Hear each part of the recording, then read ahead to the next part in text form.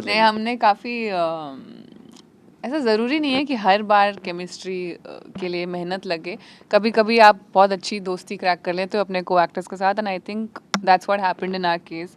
हम लोग पहले ही दिन से काफ़ी अच्छे दोस्त बन गए थे, एंड इसका श्रेय पूरा हमारी डायरेक्टर शाज़िया इकबाल को जाता है। उन्होंने हमारे लिए इस फॉर्मेट की वर्कशॉप ऑर्गेनाइज़ की जहाँ पे सभी एक्टर्स मिलजुल के गेम्स खेल रहे थे कुछ 5-6 दिनों तक, और एक दूसरे की ज़िंदगी, एक दूसरे को समझने की कोशिश कर रहे थे। I think when that happens ना, तो आप को ज़रूरत नहीं पड़ती फिर वो केमिस्ट्री क्रैक करने की, आप एक्चुअली फ्रेंड्स बन जाते हो। And I think that's what happened in our case. जी, वो बिल्कुल। फर्स्ट डे से ही इज़ पुलिंग माय लेग्स, तो अभी तक नहीं, नहीं, मैं तो ये तो मेरा सौभाग्य है कि मुझे सौभाग्य।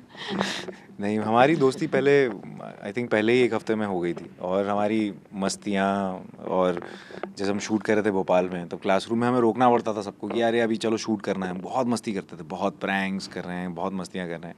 तो वैसे एक फ्रेंडशिप क्रैक हो गई, एक ट्रस्ट क्रैक हो गया, और उसके बाद जो भी स्क्रीन पे देखा वो तो आई थिंक इतनी कमाल की एक्ट्रेस हैं, तो उसके बाद तो फिर एफर्टलेस ही सब कुछ था। बहुत रिस्पॉन्सिबिलिटी के साथ हमने फिल्म शूट की है, एंड आई थिंक जब आपकी पहली Dhadak 1 was a great film, and आपको थोड़ा बेंचमार्क ऊपर ही रखना पड़ता है। And I think we all worked really hard, you know, to stay true to our characters, to the story. काफ़ी ज़्यादा मेहनत की है, काफ़ी ज़्यादा खून पसीना बहाया है हमने ये फिल्म शूटिंग के दौरान, एंड आई होप जब फिल्म रिलीज़ हो तो लोग वो मेहनत देख पाएँ। किसी ऐसे सीन में ऐसा हुआ कि इमोशंस एक्चुअली थोड़े से आउट ऑफ कंट्रोल चले गए किसी भी सिचुएशन में?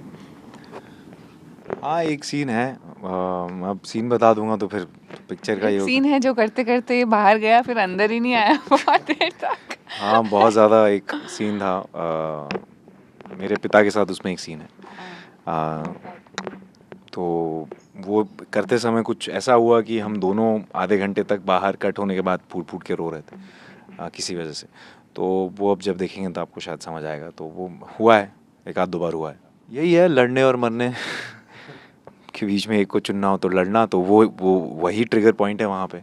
और फिल्म में वो ऐसे मौके पे भी आता है कि अब नहीं सहन कर सकते, अब शायद आवाज़ उठानी पड़ेगी, या अपने लिए खड़ा होना पड़ेगा। तो वो उस मौके पे आता है उस फिल्म में। जब देखेंगे तो आप शायद आपको समझ आएगा कि क्या क्या कैसी चीज़ें हुई हैं वहाँ तक पहुँचने के लिए। हमारी डायरेक्टर ने काफ़ी हेल्प की हमको इन कैरेक्टर्स में ढालने के लिए, और जो भी हमने वर्कशॉप्स की, जो भी हमने सीन प्रेप किया साथ में, उन चीज़ों ने काफ़ी मदद की, ताकि हम ऑनेस्टी के साथ और अच्छे से जितने भी सीन्स हैं फिल्म के, चाहे वो रोमांटिक सीन्स हो, चाहे वो एक्शन सीन हो, चाहे वो इमोशनल सीन हो, हम उसे फुल ऑनेस्टी और सच्चाई के साथ निभा पाएँ।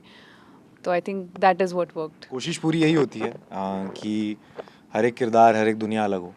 हमें भी मज़ा आता है करने में। एक वो नहीं होता कि बस अब ये चल रहा है, इसको इसमें आपको लोग पसंद करें तो बस वही किए जाइए। क्योंकि अगर उस प्रकार से होता तो मैं शायद पहली फिल्म के बाद भी उसी किस्म के रोल करता। और लोग कई बार ढूंढते हैं, क्योंकि वो कैरेक्टर MC शेर जो था वो काफ़ी फेमस, तो वो लोग मुझे कहते हैं यार वैसा वैसा। लेकिन कई बार मैं सोचता हूँ कि नहीं, मुझे अलग अलग किस्म के किरदार करना है, जिसमें एक कुछ as a person, as an actor आपको खुद ग्रो करने का मौका मिले। तो हमेशा ये कोशिश होती है कि कुछ नया ही मिले।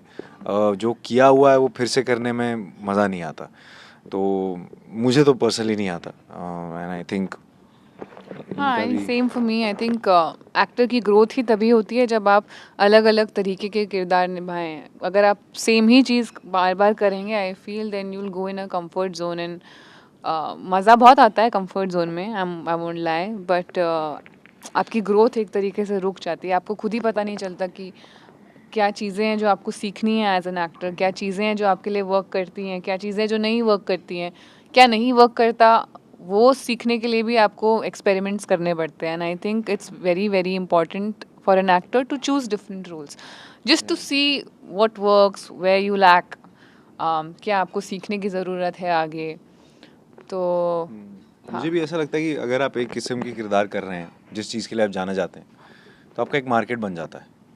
एक किस्म का मार्केट होता है कि ये एक आपका है सेलिंग पॉइंट है, ये आपका मार्केट है। लेकिन जहाँ तक मुझे लगता है, मैं मार्केट बनाने नहीं, डिसरप्ट करने आया हूँ, मुझे वो तोड़ना है। क्यों हर बार एक अलग किस्म का एज ग्रुप, एक अलग किस्म के जेंडर्स को अपील हो, रीजन, डेमोग्राफी, क्योंकि हमारी इंडिया देखिए ना कितना बड़ा देश है हमारा, अलग अलग भिन्न भिन्न प्रकार के लोग हैं, और हम, मुझे लगता है कि अभी हम जवान हैं, हमारे पास बहुत, हमें गलतियां माफ़ होंगी। किसने बोला तू जवान है? Just kidding. नहीं नहीं, दिल से तो हूँ, Just kidding. शरीर से भी हूँ यार, ये क्या तुम कह रही हो? तो अभी है, हम गलतियां माफ़ होंगी, और यही समय है एक्सपेरिमेंट करने का। शायद एक समय आएगा जिसके बाद लगेगा कि नहीं यार, अब क्या करें, अब नया क्या करें, लेकिन वो एक कलाकार की हमेशा से ये रही है। But I think वो भूख हमेशा रहनी चाहिए, कुछ नया करने की, कुछ बिल्कुल। डिफरेंट करने की। एक नई स्क्रिप्ट में क्या चीज़ देखते हैं? मैं तो एक ही सवाल पूछता हूँ खुद से कि क्या मैं ये फिल्म देखने जाऊँगा?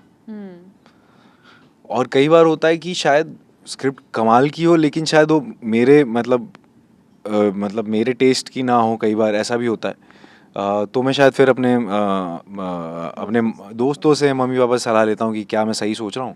लेकिन पहला सवाल यही होता है, क्या मैं ये देखने जाऊँगा? अगर मैं जाता तो मैं जाता, अगर ये देखने, तो अगर हाँ होता है तो फिर हाँ होती है, और अगर ना होता है तो फिर ना होती है।